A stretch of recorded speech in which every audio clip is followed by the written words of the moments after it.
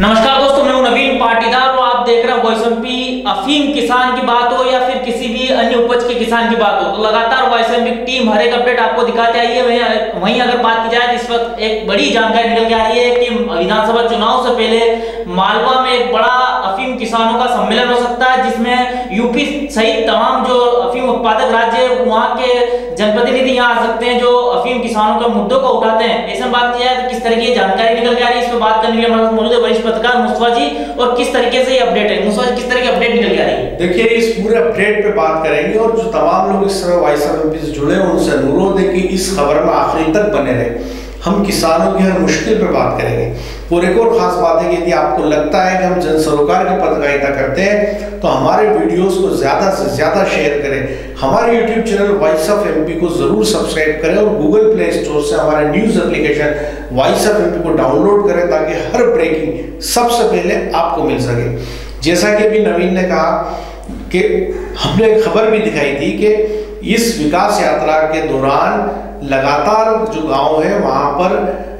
अफीम किसानों में नाराजगी देखी जा रही है, गुस्सा देखा जा रहा है। अफीम किसानों के अंदर जो है इस पूरे मामले को लेकर कई तरह के सवाल खड़े हो रहे हैं। तो अभी जो इस समय हमारे पास खबर आ रही है वो ये आ रही है कि 23 मार्च को, जो आने वाली 23 मार्च है, इस 23 मार्च को मालवा, मेवाड़ और यूपी से के किसान, अफीम किसान एक बड़ा आयोजन कर रहे हैं, एक बड़ी बैठक कर रहे हैं, महारैली कर रहे हैं। और इसमें सीपीएस को हटाने को लेकर वो ये पूरा जो सीपीएस पद्धति का जो नियम सरकार ने बनाया, केंद्र सरकार ने, उसको हटाने की मांग करने वाले, उसको लेके मालवा, मेवाड़ और यूपी के किसान जुटने वाले 23 मार्च को। नीमच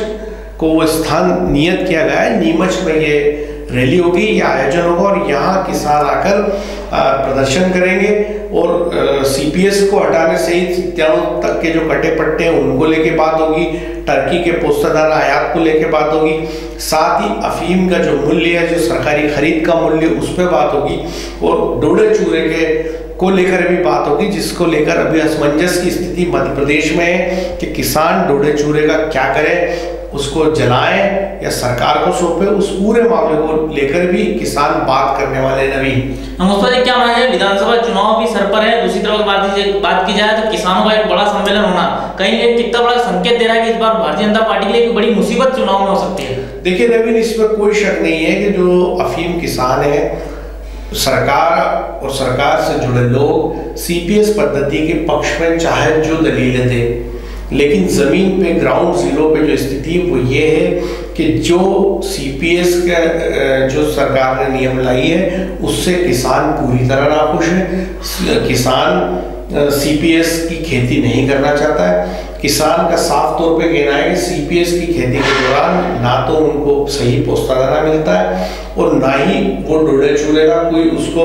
एडवांटेज है, क्योंकि सरकार से वो मांग करता रहा है कि 1200 रुपये किलो में डोडा चूरा सरकार उनसे खरीदे, फिर सरकार चाहे जो करे उसको जलाए या और कोई काम करे,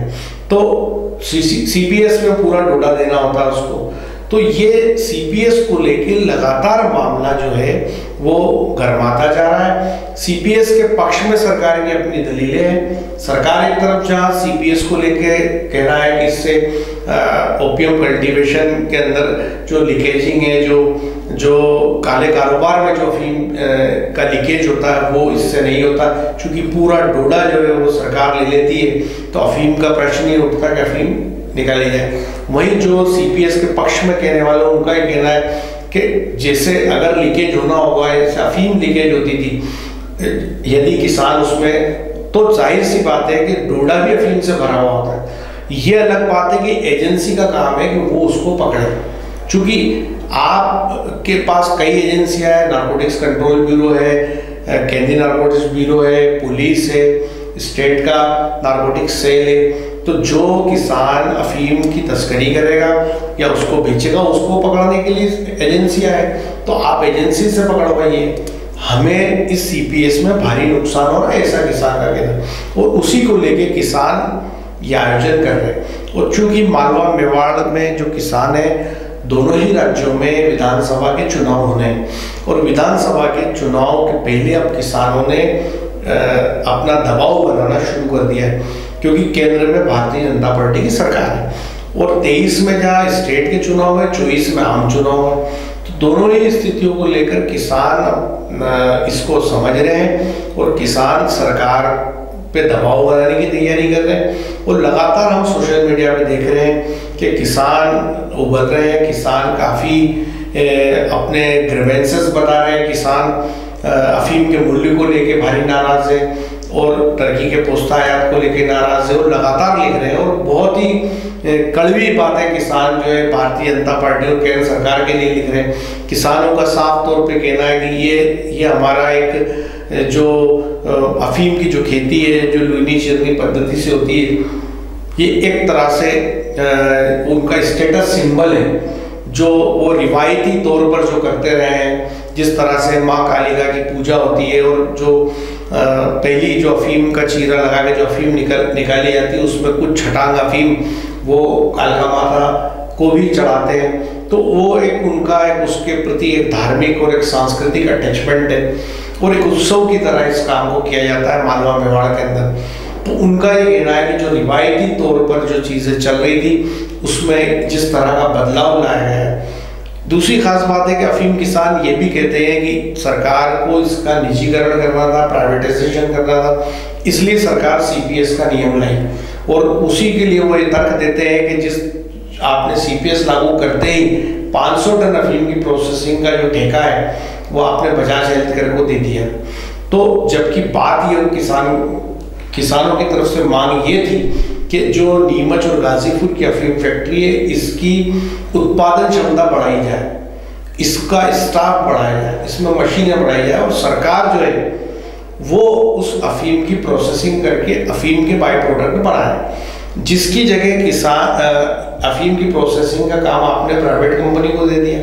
एक और खास बात जो किसान कहता है वो ये कहता है कि जो अफीम जैसा अति संवेदनशील मामला है, तो हजारों किसान इसकी खेती करते हैं, तो 5-5 आरी 10-10 आरी के उनके पट्टे होते हैं, तो वहाँ पर उतने बड़े लीकेज की संभावना नहीं होती जितनी यदि एक ही ऑर्गेनाइजेशन को 500 टन अफीम की प्रोसेसिंग का काम दे दिया गया, तो वहाँ बड़ी अगर चोरी हो जाती है तो बहुत घातक होगा, बहुत ही मुश्किल काम होगा और वो देश की सुरक्षा को लेकर भी एक बड़ा मामला है कि प्राइवेट हाथों में अफीम जैसी ड्रग्स, वो अफीम के बाय प्रोडक्ट का काम निजी हाथों में नहीं होना चाहिए, वो सरकारी देख रेख में होना चाहिए, ताकि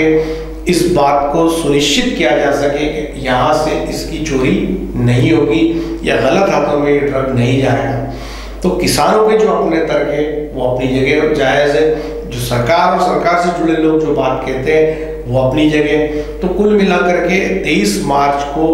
एक बड़ा जो जमावड़ा जो है वो नीमच में हो सकता है, वो किसान और किसान प्रतिनिधि यहाँ जमा हो सकते हैं और अपनी